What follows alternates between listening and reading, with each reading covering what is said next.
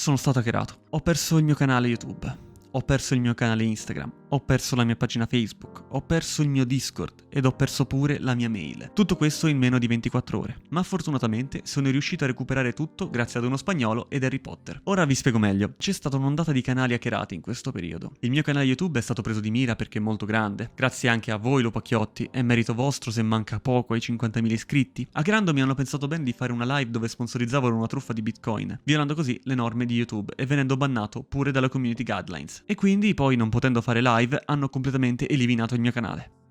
Cioè, non potete capire, non un canale a caso tipo PewDiePie che elimina il suo canale YouTube se raggiungeva 50 milioni di iscritti e dopo averli raggiunti elimina il suo canale secondario, ma proprio il mio principale. That was the joke. Con tutti i 780 video, le 9 milioni di visualizzazioni, i 45.439 lupacchiotti iscritti e i milioni di euro fatturati.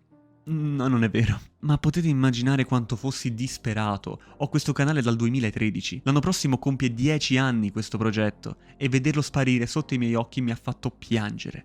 No, sul serio, era come se tutto mi stesse crollando addosso, senza poter fare nulla.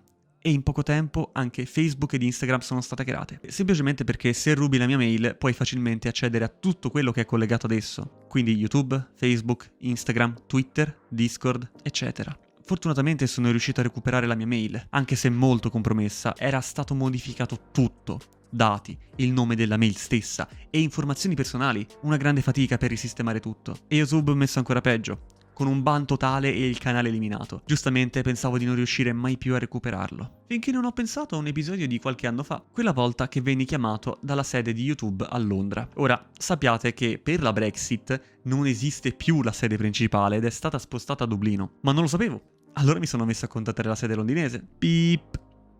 Non rispondono. Sede di Milano. Beep. Non rispondono. Sede principale europea a Dublino. Beep. Non rispondono. Sede di New York. Le ho provate tutte.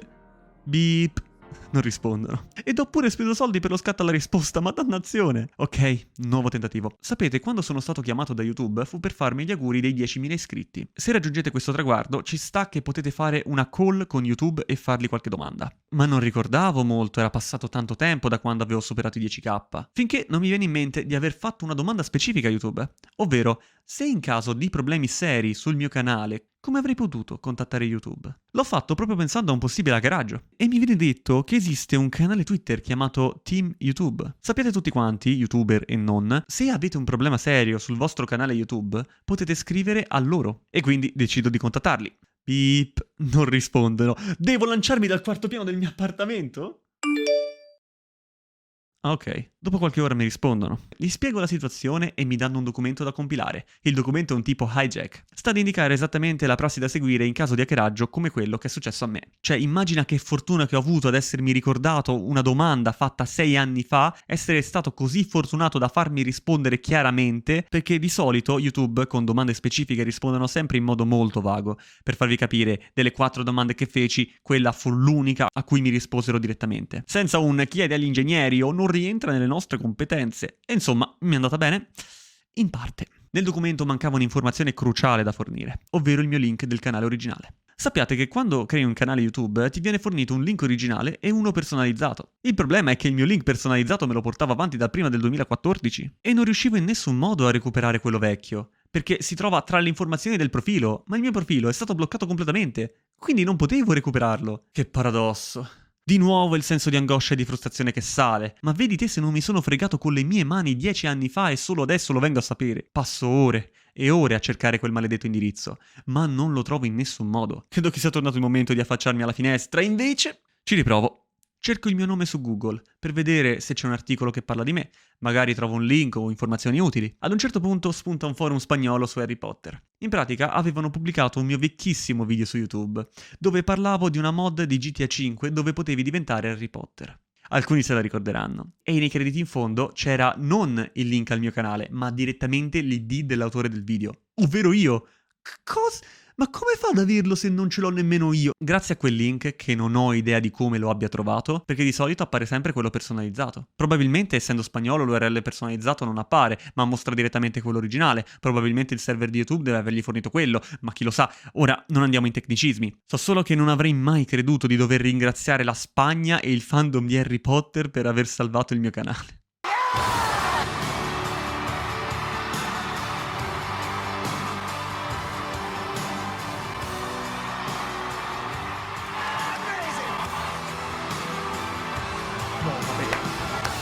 una roba incredibile. Thank you so much. Thank you everyone so much.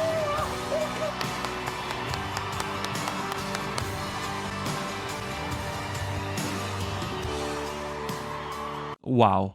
Adesso devo fare moltissima attenzione, ho naturalmente cambiato tutte le password e i miei dati, ed ora sono più al sicuro con NordVPN. Grazie a loro adesso posso viaggiare in modo più sicuro online. Blocca da virus e pubblicità ingannevoli e da una marea di altre protezioni. Potete posizionarvi in Inghilterra e vedere House of Cards in italiano su Netflix, come ho fatto io per molto tempo. L'agente FBI che ti controlla si chiederà come sia possibile che tu sia andato fin lì anche senza passaporto. E ci si può giocare online senza problemi di ping o lag. Tant'è che vi lascio in descrizione il link dove potete abbonarvi ad un prezzo scontato o provarlo gratuitamente per 30 giorni. Non dico altro perché non mi hanno pagato abbastanza, quindi controllate voi, il link è in descrizione. Detto questo, passiamo alla resa dei conti per questo canale. Tiriamo le somme, sarò sincero, YouTube non mi permette di vivere, è solo un passatempo per me, almeno per adesso. Conto di farlo diventare un lavoro a tempo pieno in futuro. Sono stato lontano in questi mesi e anni, se vogliamo, per via del lavoro. Il lavoro che mi permette di pagare l'affitto di casa, dato che ora abito da solo. Eh sì, è un appartamento a Firenze, abbastanza carino devo dire, senza contare il vicino che suona la tromba alle 2 del mattino, senza contare il parco lì vicino pieno di Uber con i molesti, senza contare che i miei vicini al piano di sotto sono degli spacciatori, senza contare che non posso avere la gigabit per colpa di questo controsoffitto, senza contare il fatto che è un quarto piano senza ascensore. Devo dire che è vivibile. Sono stato male per tutto il 2022. Ho gestito la casa, ho lavorato tanto, mi sono preso una tendinite alla gamba, mi hanno hackerato il canale YouTube, mi sono operato ed ho preso il Covid. 2 volte. Mamma! Vado a prendere il Covid. È domenica, torna a dormire! Non importa! Tra l'altro, il canale YouTube è salvo, ma Instagram e Facebook rimarranno bloccati per sempre. Insomma, lo dico per rispondere a tantissimi messaggi che mi inviate spesso, sono felice che molti di voi ancora si ricordano di me. Per l'appunto ho ricreato un nuovo account Instagram. Facciamo così, se fate una storia o un post dove vi iscrivete al mio canale e mi taggate, io vi seguo a prescindere. Farò così per tutta la settimana, o almeno fin quando mi va. Spero di poter tornare presto, ho un sacco di video che sto scrivendo. Volevo tornare e parlare di Sea of Thieves. Ho una marea di video pronti. Stavolta voglio essere più attivo che mai. Probabilmente il prossimo video sarà sull'Ordine delle Anime, devo solo editarlo e registrarlo. Tra l'altro, il video dell'Ordine dell'Oro è andato davvero bene. Le views parlano chiaro. Ed ancora ci sono persone che commentano e mi fanno domande. Grazie davvero per il supporto. Sappiate che usciranno molti altri video a riguardo. Abbiate pazienza, perché tra qualche anno forse sapremo qualcosa anche su GTA 6. Non vi nascondo che se trapelasse qualcosa sarei felicissimo di parlarne. Staremo a vedere in futuro. Parlando del presente, in questo momento sto leggendo Earth of Fire, il libro che parla della storia di Flameheart. In questo modo quando parlo di lore posso tirare fuori aneddoti che solo chi legge i libri e i fumetti su Sea of Thieves conosce. Vi farò sapere in futuro, e forse farò un video riassunto del libro. Ci metterò un po' a leggerlo, perché è in inglese. Ed è anche scritto col Q. Insomma, grazie per l'ascolto, Lupacchiotti, e a presto.